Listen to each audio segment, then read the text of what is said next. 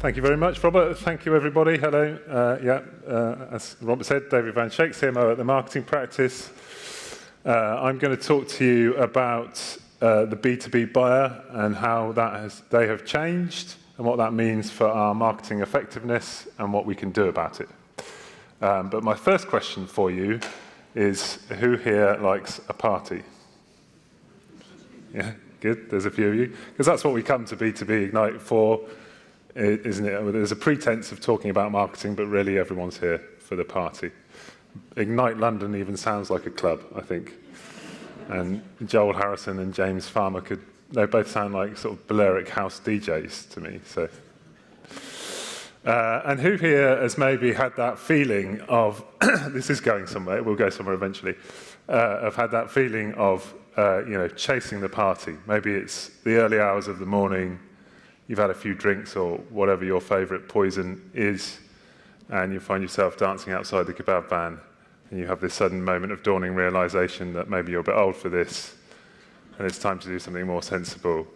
And the tortuous analogy that I'm developing is I think the changes in the B2B buyer journey are a bit like that feeling of chasing the party when you're too old.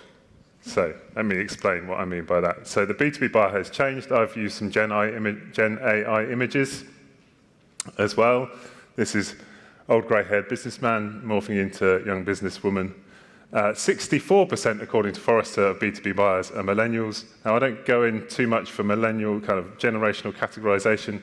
There's a great blog by BBH which shows that attitudinally, there's more similarity between nut eaters than there are between millennials and Gen Z as a group. But behaviorally, there are some interesting changes happening, and this is borne out by the research.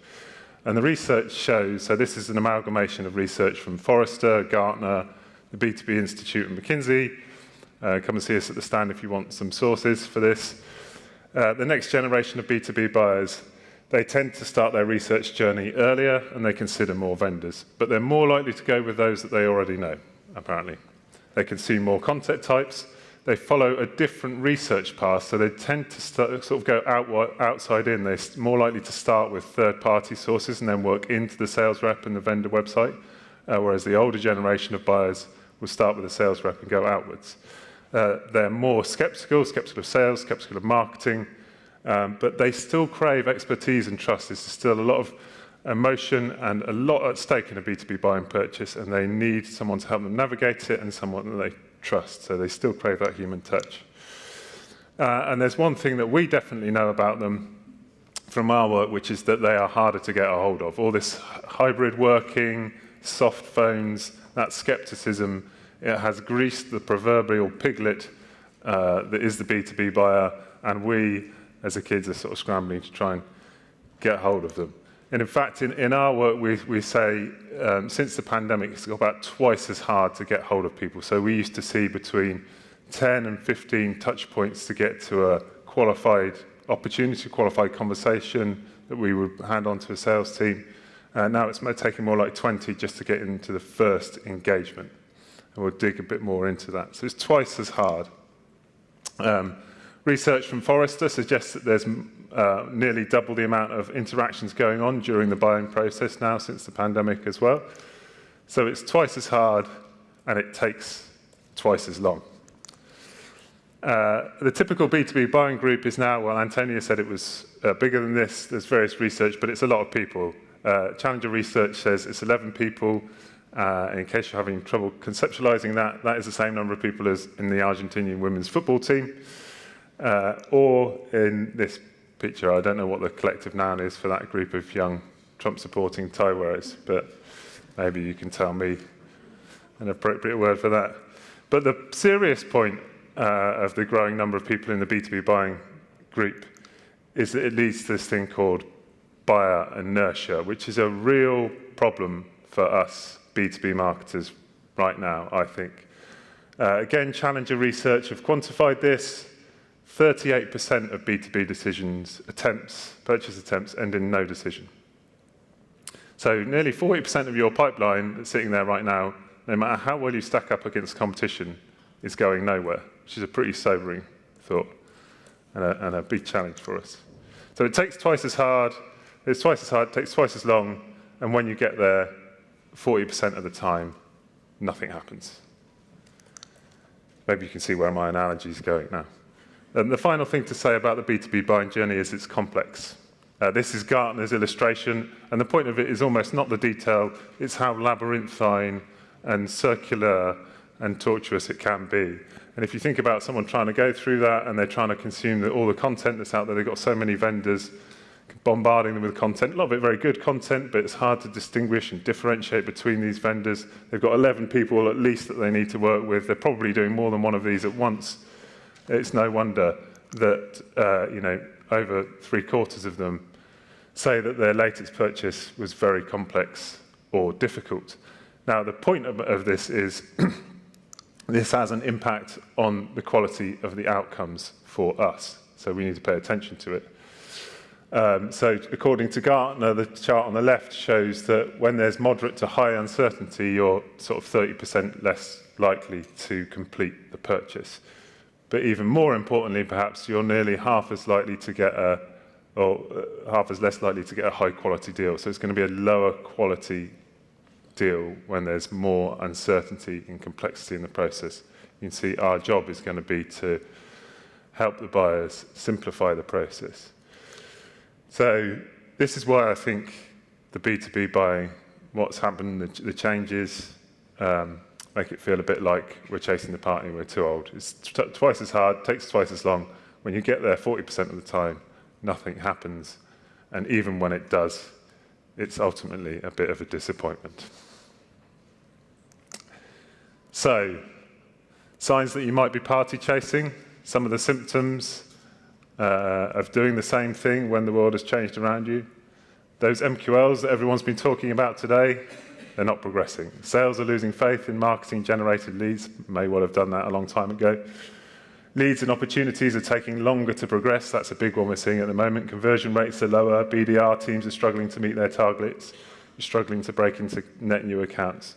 Endemic problems, but ones that are being exacerbated and reinforced, I think, by the current environment. So what do we do about it? Do you pedal faster? That's the instinctive response. And I've seen lots of companies trying to scale up their efforts to put more in the top of the funnel, and particularly investing a lot in SDR functions, for example. But the game has changed, and the old playbook doesn't work as well as it used to.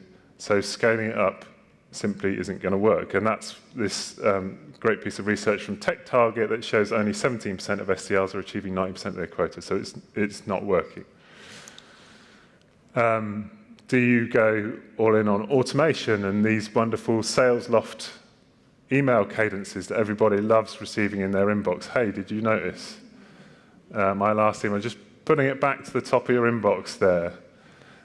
Like there's definitely a template that someone's got a hold of somewhere, and you can recognize it. And we're all doing that, and we are contributing to the noise. We are the noise a lot of the time. We've got to think quite hard about that before we start automating the noise that we're creating. So if the human channel's not working, do you go all in on digital? Again, need to be careful here. So research from Forrester, in this case, shows that buyers tend to want to do about spend 50% of their time on self-service interactions and about 50% of their time on personal interactions through the buyer journey. And this is true across all generations. Doesn't matter whether you're Gen Z, millennial, etc. People still want that personal touch and that human interaction, and it's about 50-50, just like our friend Lamar wrote a song about in 2003 and released as a hit single, which people mistakenly took to be about his relationship with a girl, but it's actually about the B2B buyer journey. He's a very equitable man, Lamar, very even-handed. Could have been a judge, I feel, if he wasn't a pop star. So what can we do about it? That's the question for the last sort of 15 minutes or so. So I'd like to introduce the three amigos of the future of B2B demand.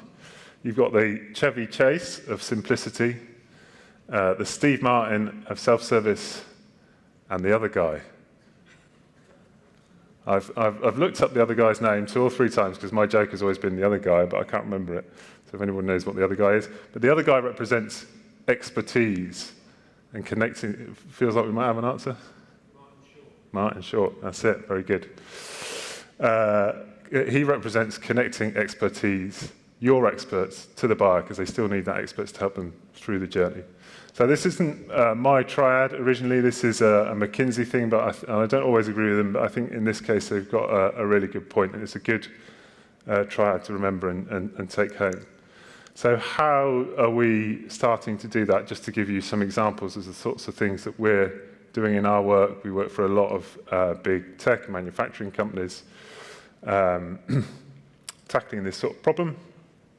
One of the examples, one of the things that we're doing is this little mental model that we call curated stories. And this is really just saying it's about spending time working on refining and simplifying your story for the buyer. And it's going to need to be specific, which is a challenge for us marketers because we like to talk in big and generic terms. But if it's going to be relevant, and it's going to stand out, and it's going to overcome that problem of inertia, you need it to be specific. There's some research that came out just recently at Cannes, I think, that was from the B2B Institute and with Roger Martin, who's a big strategy guru, and they found that marketing that has a clear promise to the customer, so that's a tangible, meaningful, achievable promise to the customer, is more effective at both building brand and commercially in terms of market share and market penetration. What the difference is between a promise to the customer and a good old-fashioned value proposition, I'm not sure. But making that clear to the customer and then putting it in one place. So we use a landing page platform called Follows. There's loads of examples of that sort of technology out there. But put it in one place. You can spin it up quite quickly. You can test it. You can adjust it. You can bring it down again if you need to, and then maybe if it's working, you can put it into your permanent environment. And we use a concept called jobs to be done, which is saying, how do you help the buyer do the jobs that they need to do through the buyer process? So curate that content and give it to them so they've got what they need to help them through the buyer process. So that's the simplicity and self-service part. And then you've got to think about this expertise part. So like Prime was, the energy drink at the back end of last year, your experts are a rare commodity. So how do you decide where to spend their time and where to focus their efforts? And that brings us to the kind of the heart of it, really. And this is probably, it feels like maybe it's the theme of this conference. Certainly Antonio was talking about it, Kenny was talking about it both this morning, and it's this shift from the way we're thinking about measurement in B2B. And we're seeing it a lot with our clients, this shift from lead-based to account-based measurements. And really, it's a shift from volume to value, because you're measuring not the volume of leads, but the value of engagement you're getting across that buying committee. And it's based on this simple principle, really. What's more attractive? A B2B buying group is made up of, more than this number of people. Do you want to know about an MQL? And that's ignoring a lot of the key signals. Again, Kenny was talking about that earlier. You're only getting part of the picture there. And we have seen in our work consistently that actually lower scores across a higher number of individuals is more predictive of there being an opportunity in the account, and is a good indicator of where to focus your energies and time with sales. And when you start thinking about this and getting into engagement as a concept and measuring it, you can start to look at more sophisticated ways of doing that. You can say, okay, can we see activity and engagement at the decision maker level and the end user level? So we can see that there is authority and need within an account. Now imagine if you can see that there's need in an account, but no one at the decision maker level is doing anything about it. That's an interesting place for you to be in. You can take that and say, hey, look, we think there's something here that's going on that maybe you're not aware of, and we can help you solve that. So there's some interesting avenues that you can then start to explore. And this concept of MQA, or engagement-based measurement, helps you to connect brand to demand, which is something we're often all very focused on and we like to talk about a lot. One client that we've spoken to report that a highly engaged account has on average a 7 times higher win value than a lower engaged account. We've seen in our work pipeline reductions, time in pipeline, so pipeline velocity increase by significant amounts by taking this type of account-based approach. So you can connect it to the commercial measures, and that's really the goal here, I think, is to be able to switch the focus to engagement and then connect quality of engagement to commercial outcomes. And then you can say, okay, well, clearly investing in brand all the way through the funnel, as Antonio pointed out earlier, makes a lot of sense commercially. And it allows you then to think about, to direct and understand when's the right time to get that all-important, still crucially important, human touch in the process. Because a marketing qualified account and an MQA will definitely still not be just to like hand it over to sales, you're going to go and there's going to be an opportunity in there.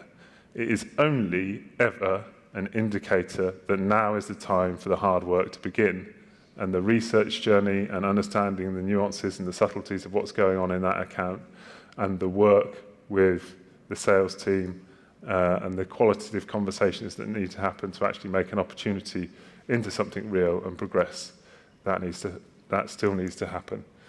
And we're seeing this, there's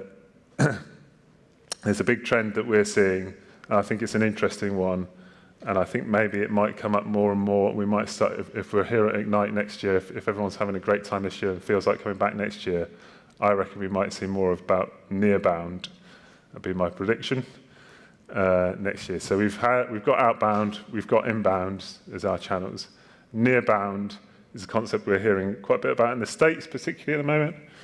And it's basically saying, look, you've got your customer, and around them is an ecosystem of influential people that are near to them. Hopefully that is your sales team or your subject matter experts, but it will also include your partners and your partners' subject matter experts. It will include analysts, influencers, B2B influencers, and they are hugely influential in particularly, I think, that problem of urgency, like which is the problem that we should solve now? We've all got a list of too many problems to solve, so which one are we going to actually spend the budget and time and effort on solving? And they're particularly influential in that. So near-bound is about how are you exploiting that network around your customer and working with that network to help identify and progress opportunities. And we're seeing a lot of growth in that area as we see more and more, I would say, a large proportion of the new programs that we're running are ecosystem-based programs. There are more than one vendor going out to market together, bringing together the expertise that they have in, infrastructure, services, software, to create, often verticalized, very relevant solutions for clients, and we'll see more of that. So, bringing it all together, these are pillars of modern demand. So, having simple, relevant stories to help the buyer buy, shifting to that account-based measurement approach. You then need to orchestrate that across multiple channels and multiple teams. As we've talked about, sales and partner teams, as well as within marketing. And crucially, you're going to need the autonomy to experiment. And the freedom to make changes so that not everything feels like an AI-written email, and you've got that ability to test and learn and adapt, which is really important to maintain and hold on to. And on that note, that feels like a lot.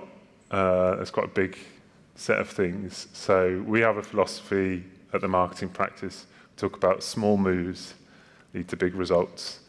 So what are the small moves that we can make? And there are two things we can do. We can help you benchmark your current state. So we've got a maturity model we've started to develop that's about this idea of MQAs. So we can, if you come and join us at the stand, we can walk you through this and talk about where you are and what it might mean to get to the next stage. We can, the whole concept really of this kind of account-based demand approach is that you can build a proof of concept. You can do it in a small space, prove that that works, start to measure on an engagement basis, start to take a more account-based approach, and then scale it to other places. So we can talk about how and where we might identify a pilot. And for those of you who are interested in the party, you can come and see us at our stand later on. That's it. Thank you.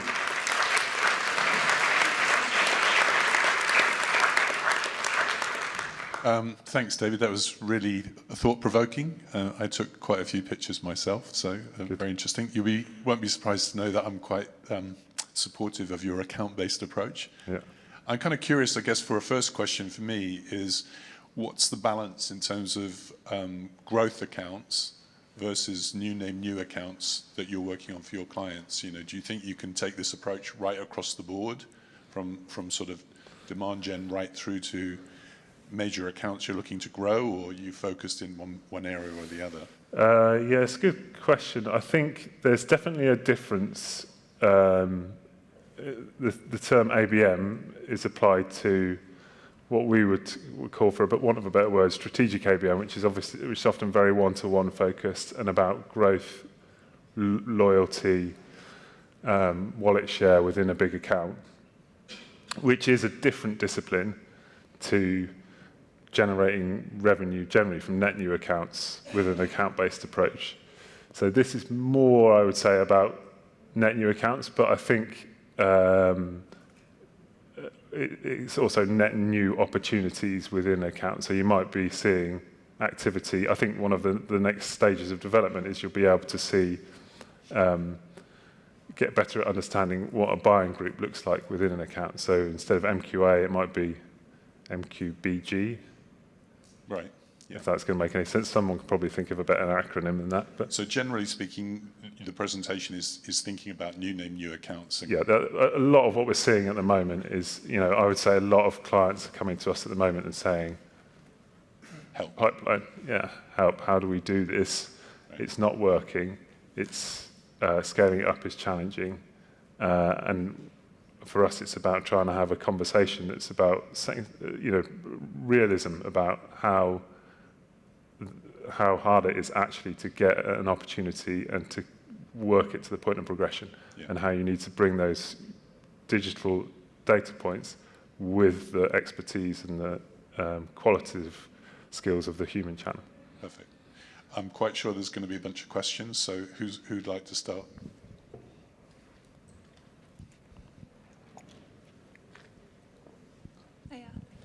Hello, Ilvia from Consult Connect. So you were talking about the importance of expert reviews. How do we identify the experts and how we get them to review our product or talk about our product? Oh, yeah. So it's probably not my hottest area of expertise, influencer marketing, but in terms of identifying them, there's a tool called Spark Toro, which I've used in the past, which is very good, which is, and my understanding is about doing exactly that. It helps you identify kind of your audience and who they're being influenced by. So that might be one way you could start to identify the audience. The other, of course, is you need to be looking at the partner ecosystem and understanding who their subject matter experts are, probably doing some stalking on LinkedIn and connection, who's connected with who, etc. on LinkedIn. And then how do you get them to advocate on your behalf?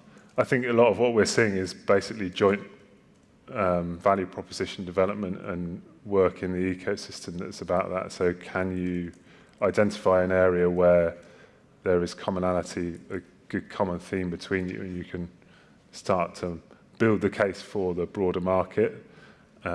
So, maybe us and Sixth Sense might be a good idea because they're talking about a very similar thing, MQAs. They actually do a lot of the tech side, and we're following up on the services. So I'm going to talk to Kerry later and see if I can get him to do something with us as a personal example. Does that answer your question? Perfect, thanks. Any more? Yeah. Sorry, I wish I could fly, but I can't. Hi, David. Thanks for the Hi, presentation. It was excellent. I'm kind of intrigued by this theme that hearing today about the shift from MQLs and MQAs. Is there? I almost get a sense that because our industry has a habit of chasing the shiny and new, has the industry forgotten how to use MA and CRM and lead scoring properly? Didn't that used to be the subject 10 years ago? Yeah, I think it's a handy shorthand, isn't it, MQA, for what is a much bigger thing, I think, which is about understanding and articulating and organising yourself around value of engagement, not volume of engagement, which you can use those tools to do. It doesn't necessarily mean a change in your tool stack, but it does feel like for a lot of people, you know, at one of our events, the chap was talking about the 7 times higher deal value. And, you know, there's a lot of tech companies there, and some of them were like, yeah, this is great, can see that supply. And quite a few were like, yeah, you know, we just aren't there. And it's going to take a lot of work to explain, to change the whole culture around volume-based metrics. So I think that's probably at the heart of it. Any other questions? We've still got a few minutes. Yeah. Hi, I'm Nadine from MetaPraxis. I'd like to know a little bit more about your jobs to be done framework that you mentioned. Oh yeah, so I just Googled jobs to be done by enablement. It's a Gartner thing. They've got some great templates. We pinch that. If you want to get into jobs to be done, there's a whole, like, you can go down that rabbit hole a long way. What it basically does is ask you to list out the jobs that the buyer is doing. I need to go and convince 5 other people that this is a good idea. I need to build a business case.